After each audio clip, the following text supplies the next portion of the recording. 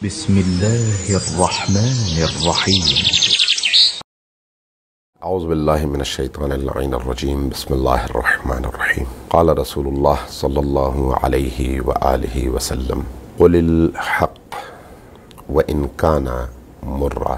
2-4 روز قبل کراچی کے اندر کچھ تاجران ناموس صحابہ کٹھے ہوئے جن کی تاریخ ہمیشہ اس بات پر گواہ ہے کہ انہوں نے مسلم امہ کو ہمیشہ آپس میں توڑنے کی، لڑانے کی، خون خرابہ کرنے کی، قتل عام کی اور پاکستان کو کمزور کرنے کی کوششوں میں اپنی ساری زندگی گزاری، جن کے اکابر بھی اسی راہ میں جیے اور اسی راہ میں مرے، اور آج ان کی وہ منحوس باقیات بھی پاکستان کی 22 کروڑ عوام کے درمیان غلط فہمیاں پیدا کرنے، شدت پسندی کو ابھارنے اور لڑانے کے حوالے سے مختلف قسم کی سازشوں میں مسلسل مصروف نظر آتے ہیں. انہیں ایک شیلٹر چاہیے اور وہ ہے ناموس صحابہ کا شیلٹر، جبکہ حقیقت میں ناموس شاہ صحابہ کے شیلٹر میں وہ سیاست اور کاروبار میں مصروف ہیں اور ناموس صحابہ ان کی تجارت کا ذریعہ ہے. یہی کام ناموس امہات المؤمنین کے نام سے وہ کر رہے ہیں اور مسلمانوں کے درمیان اختلافات کو بڑھاوا دینے اور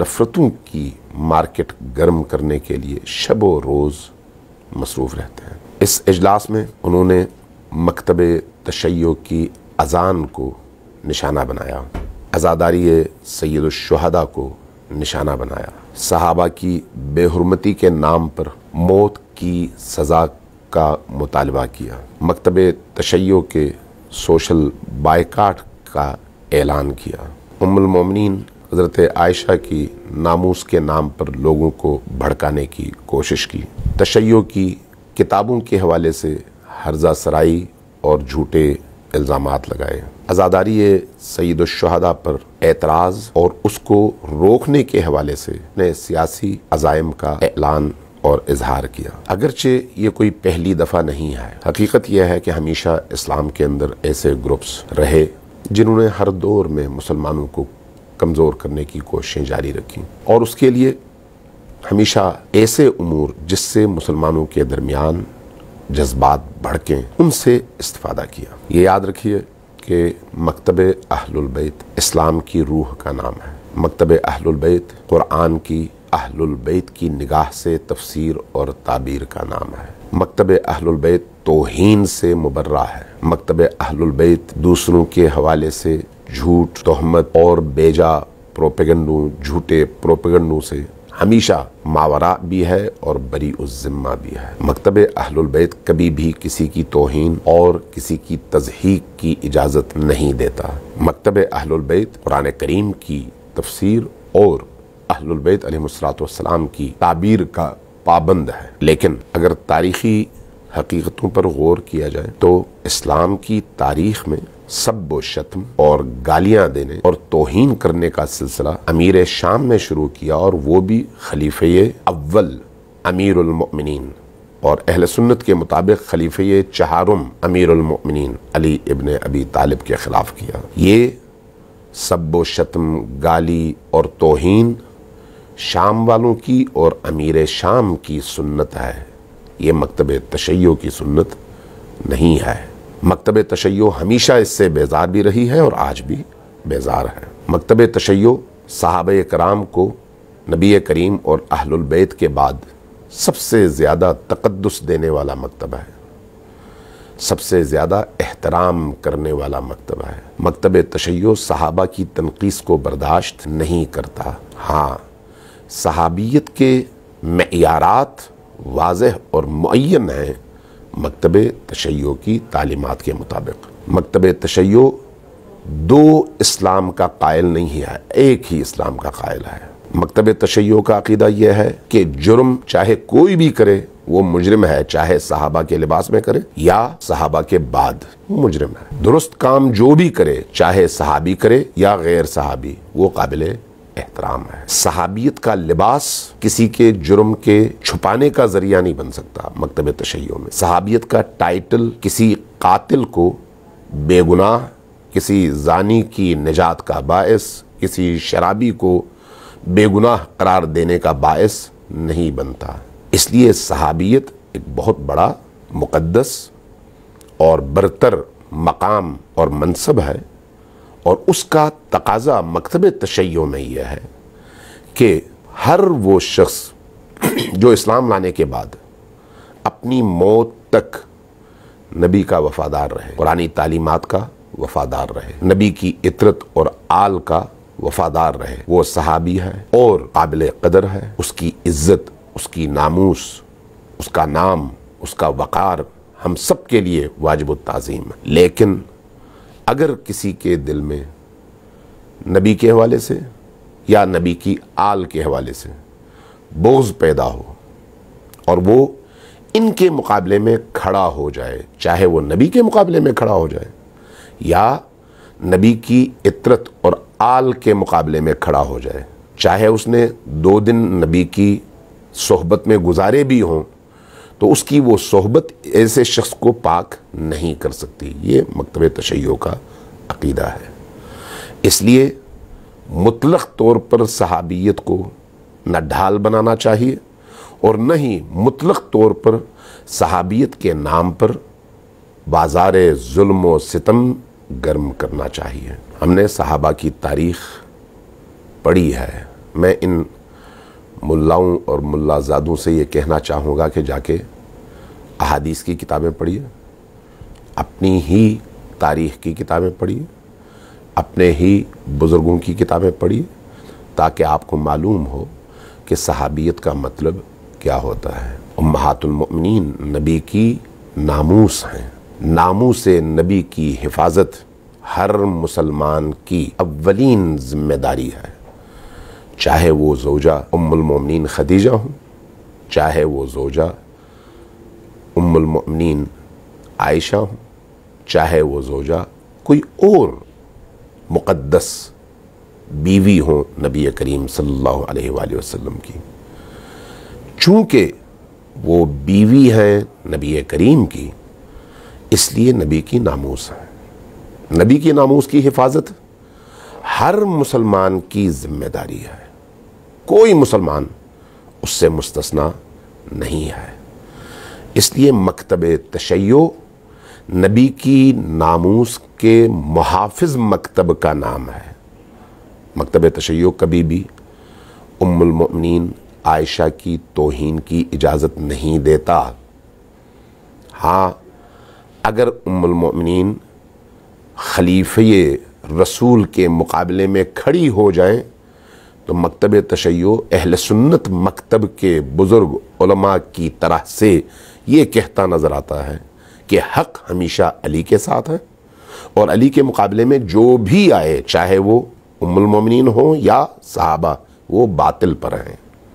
بات کے معاملات اللہ کے سپرد، لیکن حق اور باطل کے معاملے میں اور معرکہ حق و باطل میں امیر المؤمنین علی ابن ابی طالب کے مقابلے میں جو بھی آئے گا وہ باطل ہوگا، ناحق ہوگا، اور علی حق پر ہوں گے۔ یہی مکتب تشیع کا عقیدہ بھی ہے، اور اس کا برملا مکتب تشیع اعلان بھی کرتا ہے۔ جہاں تک توہین کا تعلق ہے، میں ان تاجران ناموس صحابہ اور تاجران ناموس امہات المؤمنین سے کہنا چاہوں گا کہ اگر توہین تلاش کرنی ہے تو جا کر بخاری شریف میں تلاش کریں۔ تب میں آپ سے پوچھوں گا کہ توہین کس کو کہتے ہیں؟ ہم نعوذ باللہ ایسی تمام روایات اور احادیث کو جھوٹی، کذب اور افتراء سمجھتے ہیں جو آپ بخاری میں پڑھتے ہیں۔ اگر آپ کے سامنے کوئی شخص یہ کہے کہ میں نے آپ کی والدہ کے سامنے کھڑے ہو کر ان سے پوچھا تھا کہ غسل جنابت کا طریقہ بتائیے، اور انہوں نے باریک پردے کے پیچھے کھڑے ہو کر برہنہ حالت میں غسل کر کے مجھے دکھایا کہ غسل جنابت ایسی ہوتی ہے، تو آپ کا رد عمل کیا ہوگا؟ یہ روایت شیعہ کتب میں نہیں ہے، یہ بخاری کی روایت ہے۔ ہم بھی کہتے ہیں جھوٹی روایت ہے، لیکن ہے۔ اس کو ہم کہتے ہیں توہین، نبی کی ناموس کی توہین، نبی کی عزت کی توہین۔ یہ توہین ناصبیوں نے شروع کیا ہے، یہ توہین امویوں نے شروع کیا ہے اور آپ کی کتابوں میں حدیث کی شکل میں داخل کر دیا ہے۔ تو آپ ان سے جان چھڑائیے۔ اگر توہین صحابہ اور توہین امہات المؤمنین کا درد حقیقتاً آپ کو ہے اور آپ تاجر نہیں ہیں تو جائیے ان کتابوں کو جلا ڈالیے، ان کتابوں کے ناشروں کو اپنے آپ سے الگ کر دیجیے، ان کتابوں کے جتنے نسخے آپ کی لائبریریز اور آپ کے مدارس میں ہیں ان سب کو جلا دیجیے، چونکہ یہ نبی کریم کی ایسی توہین ہے، ام المومنین عائشہ کی ایسی توہین ہے جو کوئی غیرت مند مسلمان برداشت نہیں کرتا، اس لیے کہ ام المومنین عائشہ نبی کریم کی ناموس کا نام ہے۔ اس لیے آپ کا یہ کاروبار اب نہیں چل سکتا ناموس صحابہ کے نام پر اور ناموس اہل البیت کے نام پر، یہ کاروبار نہیں چل سکتا۔ شیعہ اور سنی اس معاشرے کے اندر، مسلمان معاشرے کے اندر گزشتہ 1400 سالوں سے بس رہے ہیں۔ شیعہ اور سنی دونوں اس بات پر متفق ہیں کہ امامت اور خلافت کے مسئلے میں شیعہ اور سنی کے درمیان اختلاف ہے۔ سنی کا عقیدہ خلافت کے حوالے سے اور ہے اور شیعہ کا عقیدہ اور ہے، لیکن اس عقیدے کے اختلاف کے باوجود گزشتہ 1400 سالوں سے شیعہ اور سنی دونوں کے عقائد کا احترام رکھتے ہوئے ساتھ میں جیتے رہے ہیں اور آئندہ بھی جیتے رہیں گے۔ جس طرح شیعہ اہل سنت کے عقیدے پر اعتراض کرتے ہوئے اس کو دہشت گردی نہیں کہتا کہ آپ کیوں حضرت ابوبکر کو رسول اللہ کے پہلے خلیفہ سمجھتے ہیں، کوئی شیعہ اعتراض نہیں کرتا، کہتا ہے آپ کا عقیدہ ہے، آپ کو مبارک ہو۔ اسی طرح سے کسی ملا کو، کسی تاجر کو، کسی بزنس مین کو جو دین کو بزنس کا ذریعہ بناتا ہے اور اس کا پیٹ اسی بزنس سے چلتا ہے، ہم یہ اجازت نہیں دے سکتے کہ وہ معاشرے کے اندر فتنہ پھیلا کر اشہد ان امیر المؤمنین علی ولی اللہ کے اس کلمے کو اور وخلیفتہ بلا فصل کے اس جملے کو پکڑ کر کہے کہ یہ دہشت گردی ہے۔ یہ دہشت گردی نہیں ہے، یہ عقیدہ ہے، یہ عقیدہ ہے اور ہم اس عقیدے کے حامل ہیں، گزشتہ 1400 سالوں سے ہیں اور تا قیامت رہیں گے۔ ہم امیر المؤمنین علی ابن ابی طالب علیہ السلام کو نبی کریم کا خلیفہ بلا فصل نبی کے حکم سے اور اللہ کے حکم سے سمجھتے ہیں اور یہ ہمارا عقیدہ ہے۔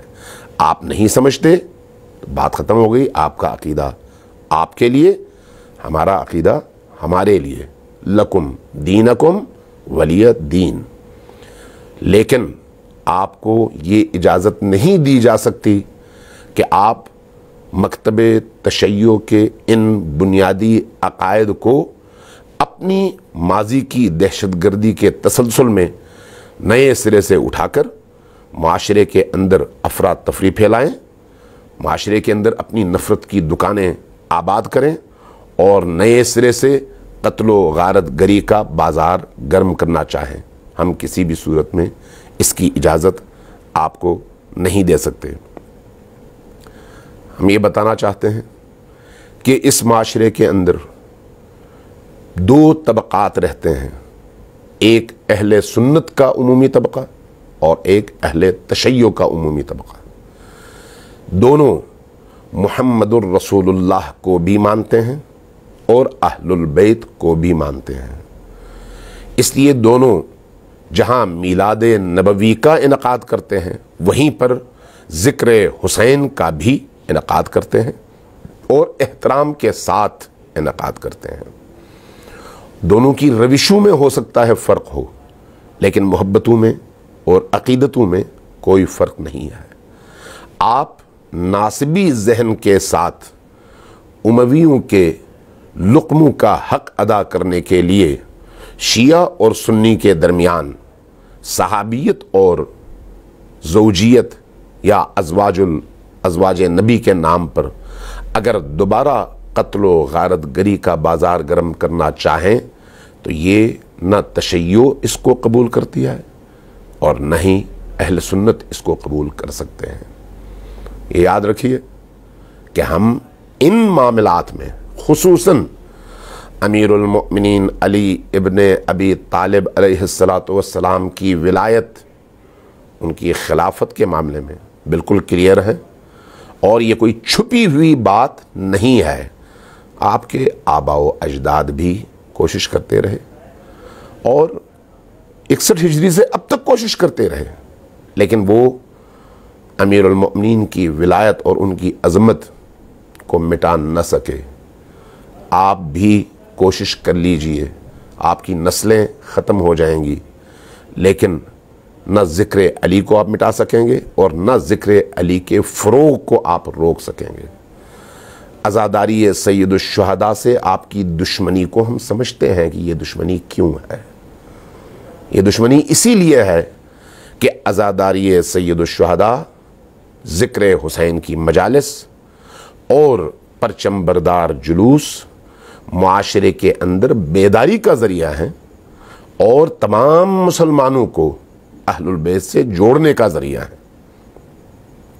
وہ صحابی کیا جو اہل البیت کا مخالف ہو، وہ عام فرد کیا جو اہل البیت کا مخالف ہو، اہل البیت معیار دین ہے، اور جو صحابی اہل البیت کے ساتھ ہیں وہ بھی اپنے عمل کی وجہ سے معیار دین ہیں، اور ہم یہ عقیدہ سنبھال کے رکھے ہوئے اور تا قیام قیامت یہ عقیدہ موجود ہے، موجود رہے گا۔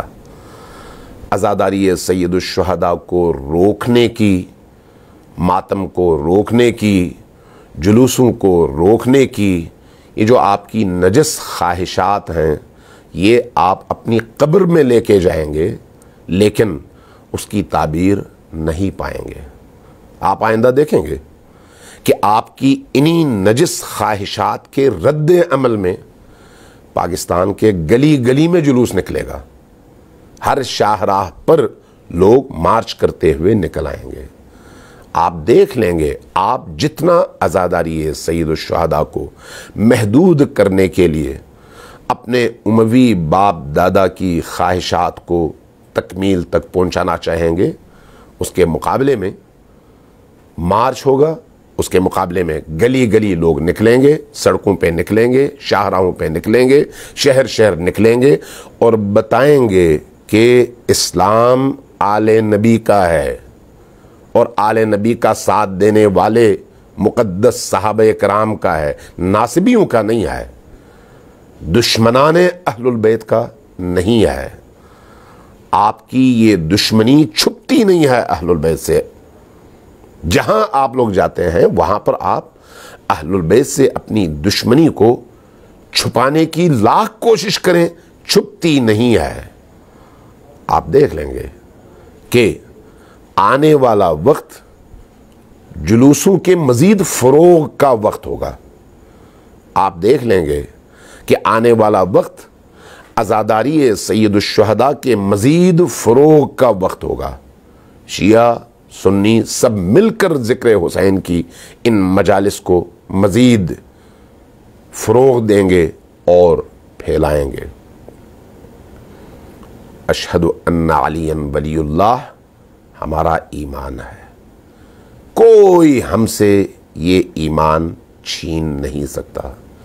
خلیفتہ بلا فصل ہمارا عقیدہ ہے، کوئی مائی کا لال ایسا پیدا نہیں ہوا گزشتہ 1400 سالوں میں جو ہم سے ہمارا یہ عقیدہ چھین سکے۔ بھونکنے والے ہمیشہ بھونکتے رہتے ہیں لیکن قافلہ اپنی منزل کی طرف رواں دواں رہتا ہے۔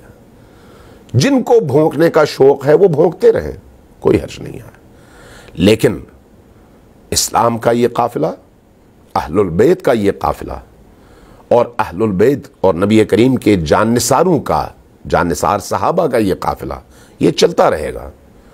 ہم اس ترتیب کے قائل ہیں۔ اللہ रसूल, अहलुल बैत और सहाबा, अहलुल बैत के बाद सहाबा, चूंकि अहलुल बैत मेयार हैं और सहाबा उनके जानिसार, इसलिए जब आप नमाज पढ़ते हैं तो नबी करीम और उनकी आल पर दुरूद भेजते हैं, इसलिए कि वो मेयार हैं और ये हम इस्लाम की बात कर रहे हैं। लिहाजा आपके ख्वाब कभी भी अमली शक्ल इख्तियार नहीं कर सकते।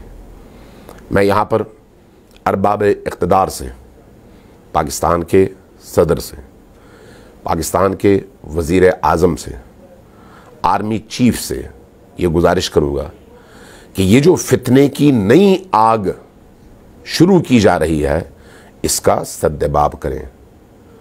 अगर इसको छोड़ दिया गया, रिहा कर दिया गया, तो फिर माजी के 40 साल गवाह हैं कि इस पाकिस्तान में किस किस तरह के जुल्म और सितम ढाए गए।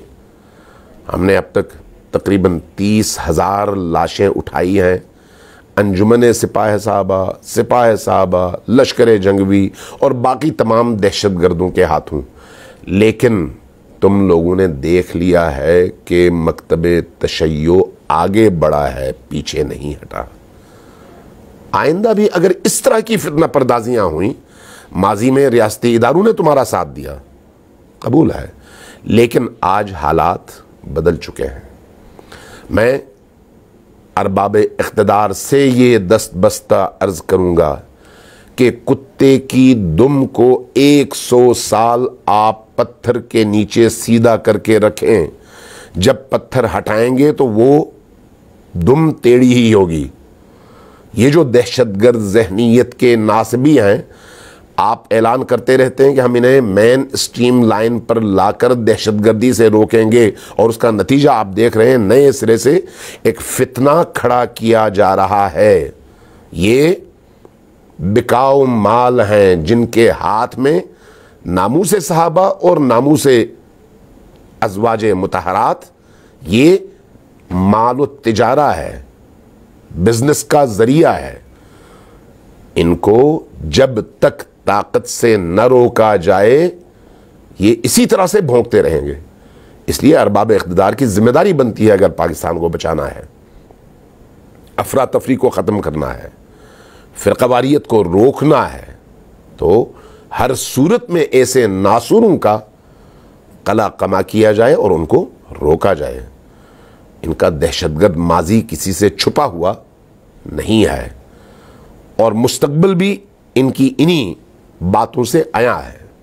कुछ सादलोह, अहमक और हर दस्तरखान की हड्डी चूसने वाले इनके साथ अगर आ बैठें तो इसका मतलब ये नहीं है कि मुस्लिम उम्मा को ये धोखा देने में कामयाब हो जाएं। पाकिस्तान की जमहूर मुसलमानों को, पाकिस्तान की आबादी को वो धोखा देने में कामयाब नहीं हो सकते। मैं मकतबे तशय्यो के उलमा से भी ये गुजारिश करूँगा कि अगर किसी स्टेज पर, अगर किसी जगह कोई नादान, कोई अहमक ऐसी कोई बात करता है जिससे दूसरों की दिलाजारी होती हो, तो उसको रोकने में अपना बुनियादी किरदार अदा करें। यह हमारा फरीज़ा है, यह हमारा दीन हमें कहता है। लेकिन हक गोई, दीन का बयान और तारीख के तसलसल से इनकार मुमकिन नहीं है। लिहाजा जो हक है वो बयान करते रहें, तौहीन से रोकें अगर कहीं पर कोई ऐसी बात होती है। और मैं अपने अहले सुन्नत भाइयों से भी ये अर्ज़ करूँगा कि ताजराने नामूसे सहाबा और ताजराने नामूसे अज़वाजे मुताहरात के इस झांसे में आकर अपनी दुनिया और आखिरत ख़राब न करें। ये पैसों के पुजारी पैसों के लिए कुछ भी कर सकते हैं। माजी इस बात पर गवाह है। वस्सलामु अलैकुम व रहमतुल्लाहि व बरकातहू।